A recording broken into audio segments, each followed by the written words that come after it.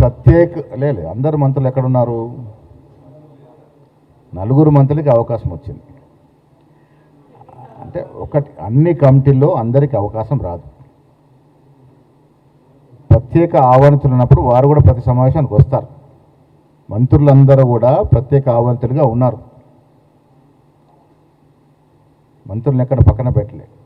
కొందరు పేర్లతో ఉంటారు, కొందరు ఎక్స్ ఆఫీషియల్లో ఉంటారు. ప్రత్యేక ఆహ్వానితులు అందరు మంత్రులు పెట్టడం జరిగింది. Thank you. లేదు, దానికి దీనికి సంబంధము లేదు. అంటే ఇప్పుడు కొంతమంది మంత్రులు అవకాశం ఉన్న కూడా కమిటీలో వచ్చినారు. మంత్రులకు అవకాశం వస్తాయని అవకాశం ఉన్న కూడా కమిటీలో వచ్చినారు. దానికి ఏముంటుంది?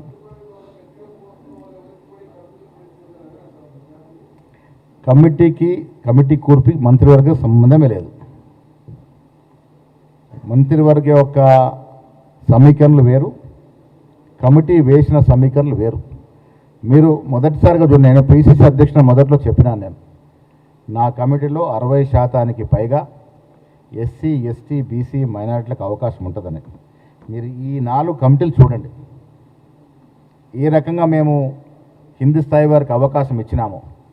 మీరు రేపు పిసిసి కమిటీ చూడబోతారు. అది ఉపాధ్యక్షులు కావచ్చు, ప్రధాన కార్యదర్శులు కావచ్చు, అన్నిట్లో కూడా ఈ వర్గాలకి అధిక ప్రాధాన్యత ఉంటుంది. 100% చేస్తూ ఉన్నాం. ఇలా కుల సర్వే చేసిన ఘనత రాహుల్ గాంధీ గారిది, ఇంప్లిమెంట్ చేసిన ఘనత రేవంత్ రెడ్డి గారిది. ఆ దశగా మా కమిటీ కూడా కూర్పు జరిగింది. క్యాబినెట్లో కూడా ఎక్కువ శాతం ఇవ్వాలని కోరుకుంటా ఉన్నాను. అవకాశం ఉంటే డెఫినెట్గా అడ్జస్ట్మెంట్ అవుతుంది. Subscribe us and press the bell icon for more interesting updates.